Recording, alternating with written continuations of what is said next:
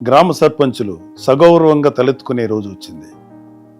ఎంతో ఆనందంగా 3 రంగుల జెండా ఎగరవేసే సమయం వచ్చింది. ఎందుకు అంటారా? ఏ ఇంతకాలం ఆనందంగా గౌరవంగా జెండా ఎగరవేయలేదు అంటారా? ఆగస్టు 15కి జనవరి 26కి చేశారు. పంచాయతీ ఆఫీస్ ముందు జెండా ఎగరేశారు. జాతీయ గీతం ఆలపించారు. స్వీట్లు పంచిపెట్టారు. వచ్చిన వాళ్ళకి కాఫీ టీలు ఇప్పించారు. కానీ ఆ జెండా పండుగకు అయిన ఖర్చు కోసం ప్రభుత్వం ఎంత ఇచ్చేదో తెలుసా? 100 రూపాయలు. పెద్ద పంచాయతీ అయితే 250 రూపాయలు అంతే. ఇదేమిటి మరి ఇంత తక్కువ అని మాత్రం ఆశ్చర్యపోవద్దు. 34 సంవత్సరాల కిందట నిర్ణయించిన మొత్తాలని ఈ ఏడాది జనవరి 26 రిపబ్లిక్ డే వరకు ఇస్తూ వచ్చారు. స్వాతంత్ర దినోత్సవానికి రిపబ్లిక్ డేకి అయ్యే ఖర్చుల కోసం ఎంతో కొంత సర్పంచుల జోబు నుంచో అప్పో సొప్పో చేసి కానిచ్చేవారు. అయితే సర్పంచులు సగౌరవంగా జెండా ఎగరవేసేలాగా రాష్ట్రంలో ఎన్డీఏ ప్రభుత్వం నిర్ణయం తీసుకుంది. మైనర్ పంచాయతీలకు 10,000 రూపాయలు, మేజర్ పంచాయతీలకు 25,000 రూపాయలు ఇస్తున్నట్లు ప్రభుత్వం జీవో ఇచ్చింది. గ్రామాల గురించి, గ్రామాల బాగోగుల గురించి నిరంతరం ఆలోచించే నాయకుడు ఉంటే మార్పులు ఎంత సానుకూలంగా మొదలవుతాయనడానికి ఇదొక మచ్చుతునక. రాష్ట్ర ఉప ముఖ్యమంత్రి శ్రీ పవన్ కళ్యాణ్ గారికి గ్రామాల సర్వతోముఖాభివృద్ధి చేయాలనే తపన ఉంది. ఆయనే పంచాయతీరాజ్, గ్రామీణాభివృద్ధి శాఖల మంత్రి కావడం రాష్ట్ర ప్రజల అదృష్టం.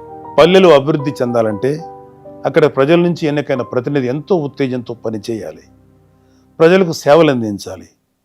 గ్రామ ప్రథమ పౌరుడిగా గౌరవంగా ముందుకు వెళ్ళాలి. పంచాయతీలు అతనికి గౌరవాన్ని సూచించే వేడుకల్లో ప్రధానమైనవి స్వాతంత్ర దినోత్సవం, రిపబ్లిక్ డే. గ్రామాలకి ప్రథమ పౌరుడు సర్పంచ్ చేతుల మీదుగానే జెండా పండుగ నడుస్తుంది. ఆ వేడుక చేసేటప్పుడు అతను ఏ దశలోనూ ఇబ్బంది పడకూడదు. ఊరంతా ఆ వేడుకలో భాగమై మన మువ్వన్నెల జెండాకు వందనం చేయాలని శ్రీ పవన్ కళ్యాణ్ గారు భావించారు. కొద్ది రోజుల కిందట సర్పంచులు రాష్ట్ర ఉప ముఖ్యమంత్రి గారిని కలిశారు. ఆ సందర్భంలో వచ్చిన ప్రస్తావనే పంచాయతీల్లో ఆగస్టు 15, జనవరి 26 వేడుకల నిర్వహణ. ఈ వేడుకల కోసం తమకు ఇచ్చే మొత్తాలు ఎంత తక్కువ వారు చెప్పారు. తక్షణమే అధికారులతో మాట్లాడి వివరాలు పరిశీలించారు. 34 ఏళ్ల నాడు నిర్ణయించిన మొత్తాలను ఇవ్వడం భావ్యం కాదని భావించి ఇప్పటి అవసరాలకు అనుగుణంగా 10,000, 25,000 ఇవ్వాలని నిర్ణయం తీసుకున్నారు. శ్రీ పవన్ కళ్యాణ్ గారు తీసుకున్న ఈ నిర్ణయం సహేతుకమైనది. పల్లెల్లో నేటి తరానికి, రేపటి పౌరులకు స్వాతంత్ర దినోత్సవ ప్రాధాన్యం, విశిష్టత తెలియాలంటే 15 ఆగస్టు పండగకు ముందు నుంచే గ్రామాల్లో, అక్కడ పాఠశాలల్లో ఒక ఉత్సవ ఏర్పాట్ల హంగామా ఉండాలి. అందుకోసమే విద్యార్థులకు వ్యాసరచన, క్విజ్, డిబేట్ లాంటి పోటీలు, ఆటల పోటీలను పంచాయతీల ఆధ్వర్యంలో చేపట్టమని చెప్పారు. ఇలా చేయడం ద్వారా విద్యార్థుల్లో ఆరోగ్యకరమైన పోటీతత్వం, మన దేశం కోసం పోరాడిన స్వాతంత్ర సమరయోధుల త్యాగాలు తెలుస్తాయి.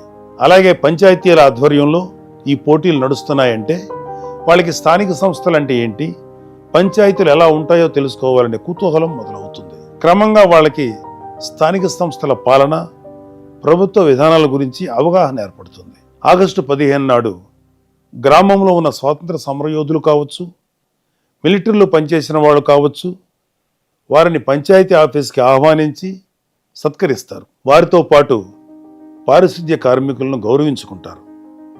ఇలా అందరినీ ఒకే వేదికపైకి తీసుకురావడం ద్వారా పంచాయతీ వ్యవస్థను బలోపేతం చేసుకునే అవకాశం ఏర్పడుతుంది. శ్రీ పవన్ కళ్యాణ్ గారు తీసుకున్న ఒక గొప్ప నిర్ణయంతో అందరూ పల్లెల గురించి, స్థానిక సంస్థల విలువ గురించి మాట్లాడుకునే శుభ సమయం వచ్చింది. భావి భారత పౌరులకు, మన కోసం త్యాగాలు చేసిన వారిని ఎంత శ్రద్ధగా స్మరించుకోవాలో తెలుస్తుంది. అంతేకాదు, మన ముంగిటి ఉన్న పాలనా వ్యవస్థ అయిన పంచాయతీల గురించి, వాటి పనితీరు గురించి కూడా తెలుస్తుంది. అలాగే ప్రజలందరూ ఈ పంచాయతీల్లో జరిగే జాతీయ పండుగల్లో సందడిగా పాల్గొనడం ద్వారా తమ ఊరు బాగోగుల గురించి మాట్లాడుకునే ఒక వేదిక లభిస్తుంది. ప్రజల గురించి, పల్లెల గురించి ఆలోచించే నాయకుడు ఉంటే బహుముఖంగా ప్రయోజనాలు చాలా మంచి నిర్ణయాలు వెలువడతాయి. అవి వెంటనే అమలవుతాయి. శ్రీ పవన్ కళ్యాణ్ గారు తీసుకున్న ఒక నిర్ణయం వెనక ఎన్ని ప్రయోజనాలు దాగి ఉన్నాయో అర్థమైంది కదా. ఖచ్చితంగా ఆంధ్రప్రదేశ్ రాష్ట్రంలో 13,326 గ్రామ పంచాయతీలకు మంచి రోజులు వస్తున్నాయి. ఈ రోజు వచ్చిన జీవో అందుకు మొదటి మెట్టు. గాంధీజీ కలలుగన్న గ్రామ స్వరాజ్యం ఆవిష్కారమయ్యే సమయం వచ్చింది. జై హింద్.